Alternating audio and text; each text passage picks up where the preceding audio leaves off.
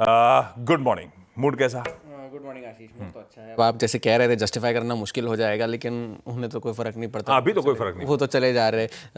डाउ अब लगभग 1000 पॉइंट चल चुका है 2 दिनों में। और S&P 500, नैस्डैक ने कल अंडर परफॉर्म करा, लेकिन ऊपर ही बंद हुए, रिकॉर्ड हाइस पर बंद हुए। भले अंडर परफॉर्म किया क्योंकि बिग टेक के लगभग ज़्यादातर शेयर जो थे कल गिरावट के साथ बंद हुए, उस वजह से कल उतनी आउट परफॉर्मेंस नहीं देखने मिली हमें बाकी के दोनों इंडिसेस में। और जैसे जैसे ब्याज दरों में कटौती के जो सवाल है वो बढ़ते जा रहे हैं, उसी तरह से डॉलर में गिरावट बढ़ती जा रही है। कल 98 के नीचे डॉलर इंडेक्स जाकर के बंद हुआ, तो 97 के लेवल्स पर फिर से। इस पे आऊं, ये सुबह से एक ट्रम्प साहब ने कुछ एग्जीक्यूटिव ऑर्डर साइन किया है, एसेंशियल ड्रग 6 महीने की सप्लाई। भाई साहब, ये मामला पहले एड्रेस कर दो, ये क्या है? ये टैरिफ रिलेटेड तो कुछ नहीं है, पहली बात। और उन्होंने ये कहा है कि जो strategic active pharmaceutical ingredients reserves उनके हैं, सापिर जिसे वो कहते हैं, उनकी एसेंशियल ड्रग्स की सप्लाई बनी रहे अगले 6 महीनों तक। इन सभी 26 एसेंशियल ड्रग्स को आइडेंटिफाई करने का आदेश दिया गया है हेल्थ एंड ह्यूमन सर्विसेज के डिपार्टमेंट को। और उन 26 क्रिटिकल ड्रग्स के जो APIs है, यानी कि जो एक्टिव फार्मास्यूटिकल इंग्रेडिएंट्स हैं, हाँ नमक जो है, इनपुट जो है, उसकी 6 महीने की सप्लाई को इंश्योर करने के आदेश दिए गए। तो क्रिटिकल की तो वैसे भी सप्लाई इंश्योर्ड होनी चाहिए, पर उतनी शायद ना हो। क्रिटिकल ड्रग्स है, ऐसा तो नहीं है कि कुछ लगाने की तैयारी कर रहा हूं तो बोले 6 महीने का माल रख लो, अपन डिस्ट्रप्शन करेंगे इंडस्ट्री। पॉसिबल हो सकता है, क्योंकि रॉयटर्स के हवाले से आज खबर आई थी कि शायद अगले कुछ हफ्तों तक फार्मा पर टैरिफ के संकेत ना मिले। रॉयटर्स के हवाले से ये खबर थी, उनके भी सूत्र थे।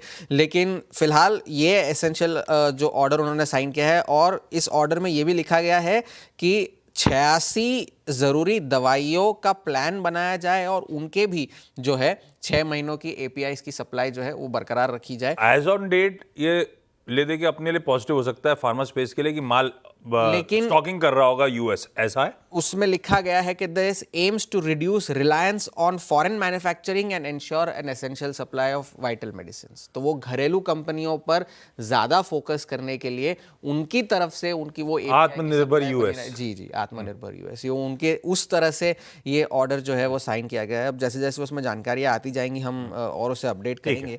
तो फिलहाल के लिए तो ये बात है, टैरिफ से रिलेटेड कोई मामला नहीं है फिलहाल के लिए तो। लेकिन अब फिलहाल जो है ब्याज दरों में कटौती की जो सवाल है वही चीजें बढ़ती जा रही है। वो रेट कट के उस पे ही जो है बाजार चले जा रहे हैं, जबकि लॉजिक नहीं है अभी। लॉजिक नहीं है क्योंकि लेबर मार्केट कमजोर है, लेकिन और इन्फ्लेशन भी बढ़ा ही है, ज्यादा है। स्कॉट बेसेंट तो अब ये कह रहे हैं कि भाई 150 से 175 बेसिस पॉइंट्स की ब्याज दरों में कटौती होनी चाहिए और लंबा रेट कट साइकिल शुरू होना चाहिए सितंबर के महीने से।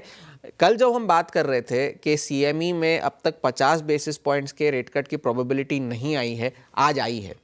4.2% की प्रोबेबिलिटी, अब 50 बेसिस पॉइंट्स के ब्याज दरों में कटौती की भी CME में आज सुबह उभर कर आई है। लेकिन फेड के ज़्यादातर अफसर जो है अभी भी अनश्योर है कि आगे क्या होगा, क्योंकि ऑस्टिन गूल्सबी जो कि शिकागो फेड के अध्यक्ष है, उन्होंने तो ये तक कह दिया कि लेबर मार्केट तो फिर भी ठीक है, क्योंकि एक आध महीने से आप ये निष्कर्ष नहीं निकाल सकते कि लेबर मार्केट कमज़ोर है। और अगली कुछ पॉलिसियाँ ऐसी हो सकती है जो लाइव होंगी कि हम वहाँ बैठकर तय करेंगे, क्योंकि ज़्यादातर पॉलिसियों में पहले से ये पता होता है कि भाई स्टेटस क्वो होगा या ब्याज दरें कटेंगी। इनका कहना है कि भाई अब पॉलिसी में हम तय करेंगे कि भाई ब्याज दरें में कटौती होनी चाहिए या नहीं, और होनी चाहिए तो कितनी होनी चाहिए। दूसरी तरफ राफेल बॉस्टिक जो है अटलांटा फेड के अध्यक्ष है, वो अभी भी कह रहे हैं कि एक ही बार ब्याज दरें कटनी चाहिए। कैंसस फेड के अध्यक्ष है जेफ श्मिड, वो कह रहे हैं कि ब्याज दरें रिस्ट्रिक्टिव बनी रहनी चाहिए, यानी कि कटौती नहीं होनी चाहिए। और जो रिचमंड फेड के अध्यक्ष है थॉमस बार्किन, वो कह रहे हैं कि हमें अब तक ये तय नहीं कर पा रहे हम कि या हम लेबर मार्केट को सुधारें या महंगाई कम करें, क्योंकि दोनों एक दूसरे ऑपोजिट डायरेक्शन में जा रहे हैं दोनों। अब डोनाल्ड ट्रंप ने कल की बैठक से पहले व्लादिमीर पुतिन को चेतावनी दी है कि भाई अगर वो सीज फायर के लिए ना माने तो रशिया पर हम और ज़्यादा सैंक्शन लगाएंगे और वो सीज फायर करना ज़रूरी है। और उन्होंने यूरोपियन, अभी कल की वो ऑल इंपॉर्टेंट बैठक कहीं भी जा सकती है, होप जगाने की जरूरत नहीं है। अगर कुछ नहीं हुआ तो हो सकता है इनडायरेक्टली अपने पे भी गाज गिरे और उठ के चले भी जाए वहां से, वो उन्होंने कहा भी है। और उन्होंने यूरोपियन यूनियन के जो नेता है उन्हें ही आश्वस्त किया है कि भाई वो कॉन्फ्रेंस कॉल में, हाँ, कि जमीन के बारे में हम कोई चर्चा नहीं करेंगे, कि भाई लैंड एक्सचेंज हो सकता है, ये हो सकता है, वो हो सकता है, ये नहीं। और वो पुतिन को कन्विंस करने की कोशिश करेंगे कि जेलेंस्की से जो है इन पर्सन मिले। तो ये आने वाले हफ्ते का सबसे बड़ा ट्रिगर है कल का ही। और काफ़ी सारा मैक्रो डेटा भी कल निकल कर आना है। आज थोक महंगाई के आंकड़े आने हैं। तो फिलहाल के लिए तो हैंडओवर ठीक है, लेकिन काफ़ी सारी अनसर्टेनिटीज आगे आनी है। ओके और ये वीकेंड में बहुत कुछ डेवलपमेंट्स अवेटेड है। चलिए देखते हैं कैसे सब कुछ निकल के आता है। ये है ग्लोब के संकेत।